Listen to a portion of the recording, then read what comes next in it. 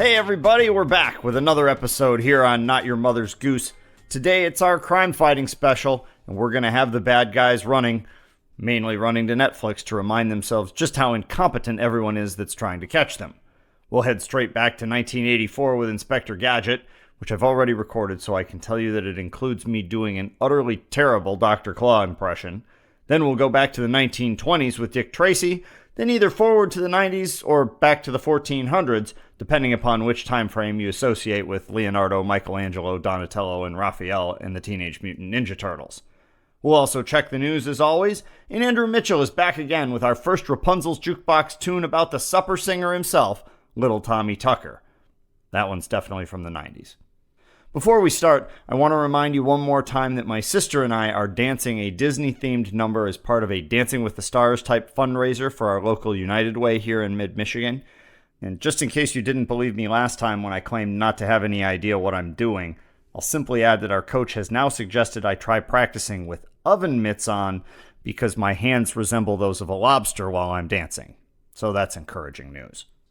Anyway, if you'd like to be so kind as to support our fundraising, we would so much appreciate it. There's a link pinned to the top of the Not Your Mother's Goose Facebook page that will take you where you need to go to donate online, and I promise I will do my oven mitt practicing if you contribute. With that, it's time to catch the bad guys and stop some crime. Go Go Gadget Podcast.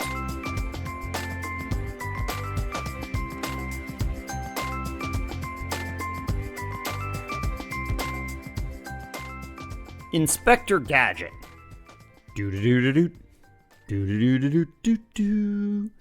If you're in need of an incompetent crime fighter and Inspector Clouseau is not available, then it's time to dial up Chief Quimby and have him put his best machine on the case. And that, of course, is Inspector Gadget. How would you best describe Gadget to somebody who doesn't know him? Well, I'd go with a mix of the Terminator, James Bond, Maxwell Smart, and the guy on the corner in a trench coat who wants to sell you a Rolex. Also, if you've got any friends that occasionally have helicopters pop out of their heads, include them in the description as well. Gadget is basically what you would get if you took a detective, Darth Vadered him with a series of devices like 10-foot-long arms and automated roller skates, but misread the work order and accidentally replaced the brain with an umbrella. The word bumbling comes to mind. You'll also want to equip this system with a deployment accuracy rate around 80%. So when you say Go Go Gadget Copter, occasionally a can opener pops out of your hat. You're looking at a half-man, half-machine that has to run Windows Vista. Fortunately for the rest of us citizens, Gadget has a good staff. Specifically, that means his brainy niece Penny, who must be related to the human side of the Gadget family. She's got a spiffy computer book that's in the neighborhood of a 1983 iPad with pages and seems more or less capable of bringing down the mafia if it needed to. She's also got a cool watch, not purchased from someone in a trench coat, that allows her to make calls to Brain the dog, which is a good thing because Penny gets kidnapped once or twice an episode and needs to be rescued. Now, while Maxwell Smart fought against the forces of chaos, Gadget and his helpers spend their time trying to thwart the evil efforts of a group simply called MAD. Apparently, frustrated was too long to fit on the letterhead. MAD is headed up by Gadget's nefarious nemesis, Dr. Claw, and we need to talk about him a bit. On the one hand, he seems like an exceptionally successful villain, right down to the 3 packs of Marlboros a day sinister voice. I'm not sure what university gave him the evil doctorate, maybe Ohio State, but the guy seems to be doing very well for himself. He's got a sweet computer chair, some spiky gold wristbands, and the Madmobile car that turns into a plane and a submarine. Because keep in mind, Gadget only has a cop car that turns into a minivan. Dr. Claw also has a cat, and that cat seems to have access to at least as much lasagna as Garfield.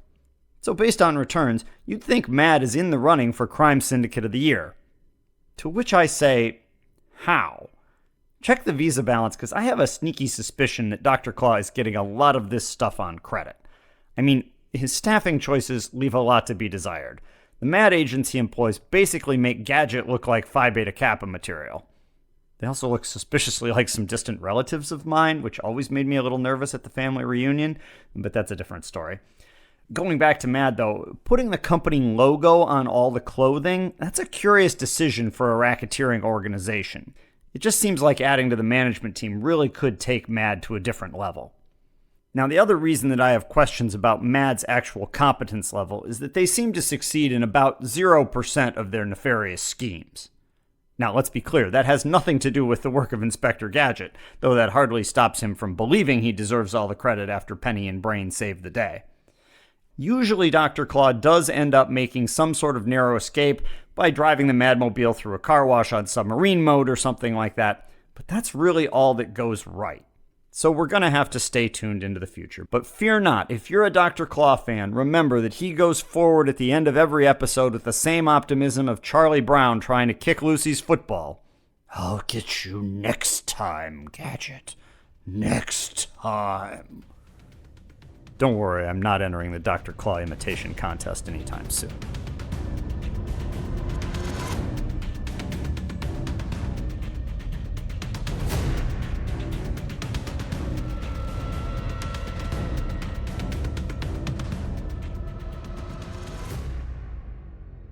With all the talk of crime in this episode, we better take a check of the headlines and see if there's also some good news out there in the world.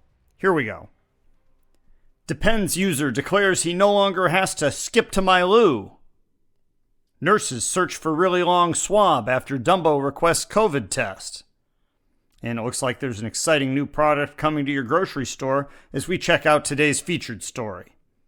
Impossible Foods releases new plant-based Roadrunner. Impossible Foods has already revolutionized the world of plant-based meats, from its famous Impossible Whopper to the new Impossible Sausage, burgers, and pork.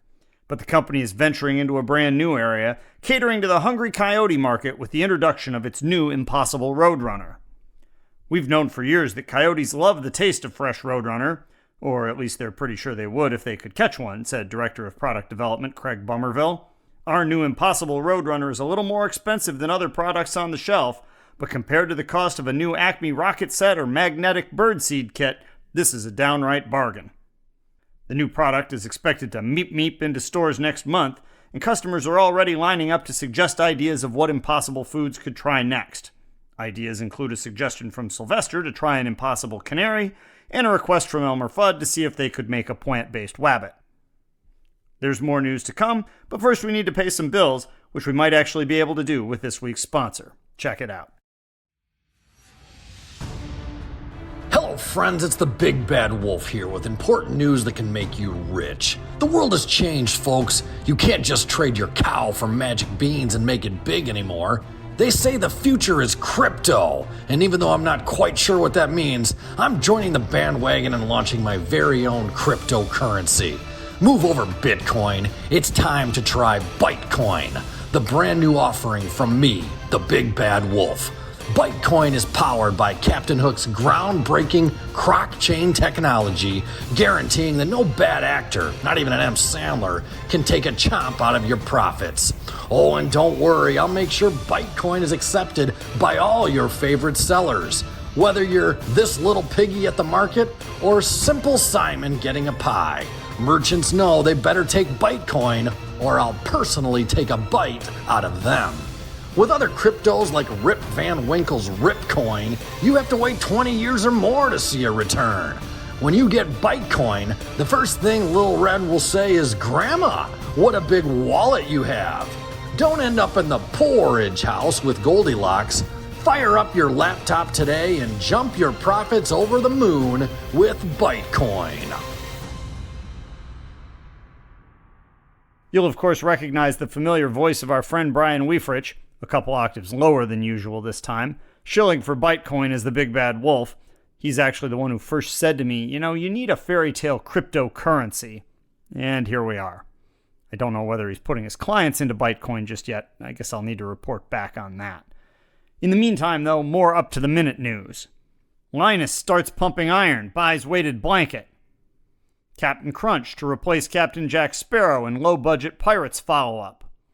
And in fitness news, Fitbit and Whoop to sponsor competitors in Tortoise and Hare rematch. Wearable technology keeps getting bigger as Fitbit and Whoop have signed sponsorship deals in the much-anticipated rematch between the Tortoise and the Hare next month.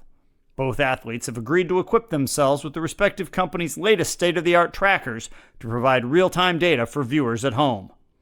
"This will revolutionize the television experience for interspecies animal racing fans," said Joe Buck, who will call the race for Fox along with Carl Lewis. Executives from both companies have long sought out opportunities to put their technology to work, appearing during live broadcasts from everything from NASCAR races to golf tournaments, and this is the next logical step in the progression.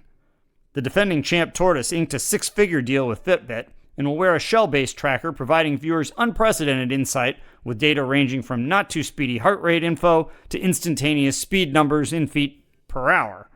Meanwhile, a Whoop spokesman indicated that they were thrilled to be involved in the Hares camp, mainly because they wanted to showcase their sleep tracker.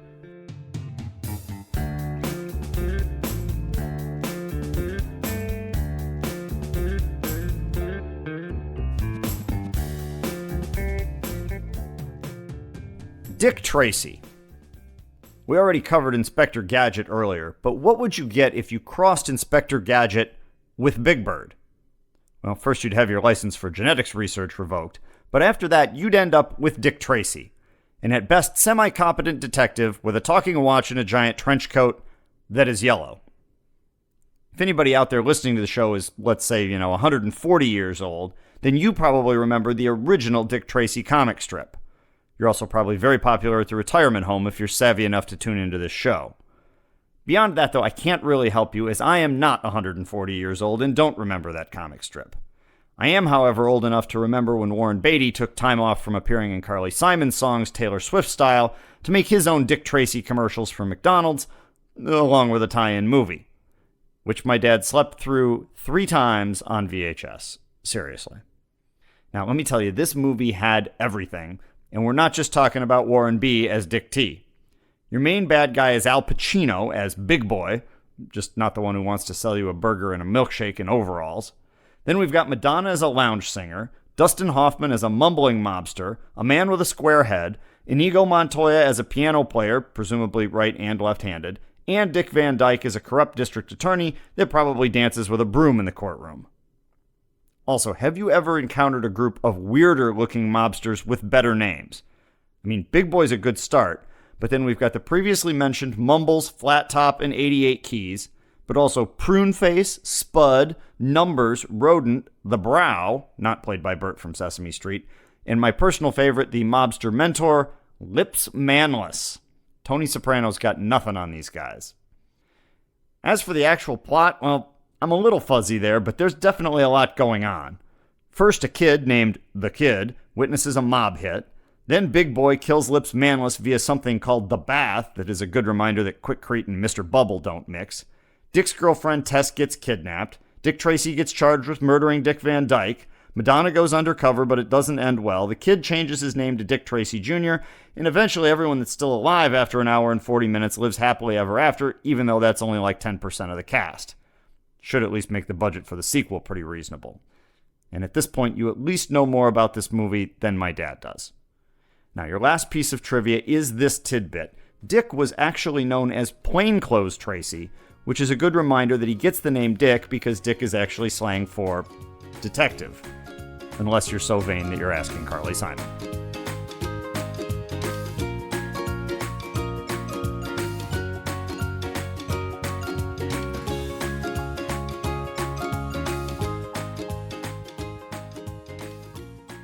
Teenage Mutant Ninja Turtles.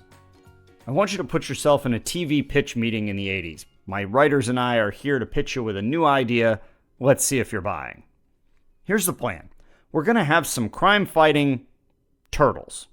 But not just any turtles. These are going to be mutant turtles, thanks to sipping up some ooze that looks suspiciously like the stuff they would use to slime people with about every 5 minutes on Nickelodeon back then. The turtles slurp up the ooze. That turns them into half turtles, half people. Also, they love pizza. Well, this is an excellent start, you say. Could you make them say "Cowabunga, dude" all the time? Because that would really add some credibility to the crime-fighting aspect. We agree that's a good idea, but you, of course, have some other questions. What about names, you ask? Have you thought about that? We've got the answer. That's obvious. The Teenage Surfer Dude Justice Buster Turtles obviously should be named after Renaissance artists. Now, of course, we'll have Leonardo and Michelangelo, but we're also going to throw in 2 dudes you've never heard of before, and since Hieronymus Bosch doesn't really have a ring to it, we'll go with Donatello and Raphael. Perfection. Seriously, just as a side note, could anything have been a better marketing development for the estate of Donatello than getting a Ninja Turtle named after him? I would like to know what percentage of people ages 35 to 45 right now only know of Donatello because of the Teenage Mutant Ninja Turtles, and how many of them think he used a bow staff to make his sculptures. Anyway, okay, you say, crime-fighting, human-sized turtles named after dudes from the 15th century eating pizza, and living in the sewers, we add. Don't forget about that. Definitely, you continue. So, what are they fighting against? Like, is this organized crime? Is this like Michelangelo versus the Godfather? No, we reply, while simultaneously thinking that might make a good spin-off. They're ninjas. Ninja Turtles. Of course they are, you scowl. We continue. Don't forget that they all have their own special weapons, including one with nunchucks, so parents have to get those for Christmas. And since you asked, they're going to fight to bring down a gang of other ninjas called the Foot Clan. Ah, of course, the Foot Clan, you say. Who's the leader of that? Some kind of giant mutant rat ninja? No, we cut you off. The giant mutant ninja rat, he's a good guy. That's Splinter. He's the one who teaches the Ninja Turtles. The leader of the Foot Clan is just a guy named Shredder. Now, he's got a sweet-ass cape and some body armor, but he's just a dude. Shredder, you scribble. Okay, I think I've got it. So all the weird mutant creatures are the good guys, but then Shredder and the bad guys are all humans? Unfortunately, we have to correct you, because that's not quite right. What we're going to do is give Shredder a couple of dim-witted goons called Bebop and Rocksteady. One will look like a rhinoceros dressed up as Rambo for Halloween, and the other one like if Pumbaa signed up to play bass in a punk rock band. Also, the Turtles will be friends with a reporter named April O'Neil, who sometimes dates a fellow named Casey in a hockey mask. Oh, clearly, you mentioned, ruining the day that you passed on the Flintstones' move to the moon. Anything else I need to know? Well, there is one more thing, we add. Sometimes Shredder works with a giant shirtless robot in a Speedo that has a talking brain in his stomach. Make sure you write that down. Anyway, best as I can tell, if you had said, yes, that is the show for me, then you just bought one of the most successful entertainment and merchandise franchises of all time. And one other thing I want to add. I grew up in just the right era to start watching the Turtles right before I read A Wrinkle in Time. So when Meg encounters the villain, which is basically just a disembodied brain named It, the only way I could envision that was Krang from the Ninja Turtles, the robot body with a brain in its midsection driving the thing around like a backhoe. My 10-year-old mind would not go anywhere else, so that was what A Wrinkle in Time was about to me. Anyway, Heroes in a Half Shell, Turtle Power.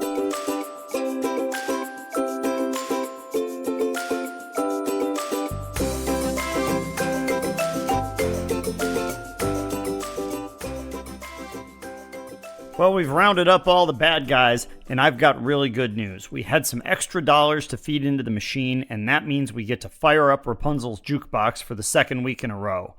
Andrew Mitchell is at it again, and we've moved the time machine forward from the 60s to the 90s.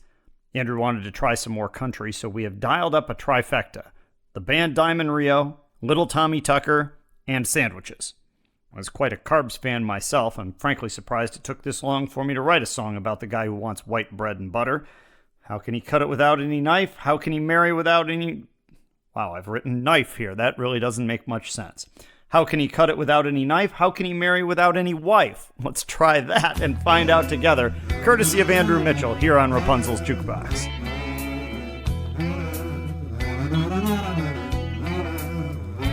I ate 27 foot-longs in under 2 hours. I guess it's safe to say I wasn't much for counting carbs. My name's Tommy Tucker, the supper singing guy. And if you got a sandwich, well, it sure will catch my eye. I love eating white bread, all that I can buy. Put meat in the middle, pile it up, don't be shy. Purchase by the pound, heat it up on the griddle. Whole wheat won't last long when there's meat in the middle.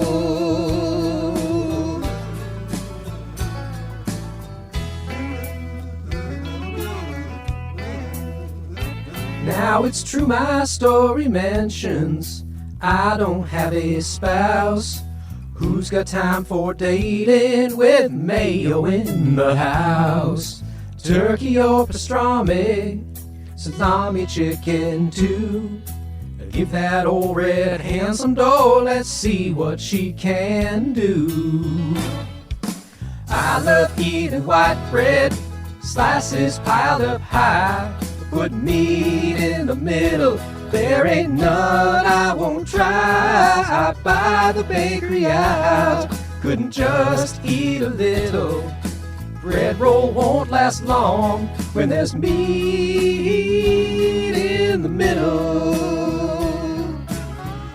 Man, it's time to get the mustard out. Just lay off the sauerkraut. Love myself a hoagie, ham and cheese on rye. Put meat in the middle so old Atkins won't cry. Some milk to wash it down, and then some peanut brittle. You just can't go wrong if you got meat in the middle. Oh, fats and carbohydrates, those go to your thighs. Put meat in the middle, you'll be slim, trim, and spry. Still looking for a wife, finding her, that's the riddle. Till then, eat a sub with some meat in the middle. Oh, don't know how to cut it, still ain't got a knife. With meat in the middle, eating bread is my life. The best for chowing down, couldn't just eat a little. Sandwich game is strong when there's meat. Andrew Mitchell rocks another hit on Rapunzel's Jukebox on Not Your Mother's Goose. Stay tuned in future episodes to see what Andrew has in store for us. We'll have another Jukebox special coming pretty soon, and some other announcements that I think you'll like. In the meantime, that's going to bring today's episode to a close. Remember to stop by Not Your Mother's Goose on Facebook. There's all kinds of fun stuff there, including cartoons from Rick Cunningham that you just can't get here on the show, plus the chance to donate to my pending dance debacle for the local United Way if you're so inclined. Then come back next time as we sit right back and we hear a tale of Gilligan. We'll try a Broadway before and after with the Phantom Menace of the opera, and we'll see how old MacDonald is doing playing Farmville. Until then, I'm Topher Goggin, and the goose is loose. Think spring, and we'll see you soon on Not Your Mother's Goose.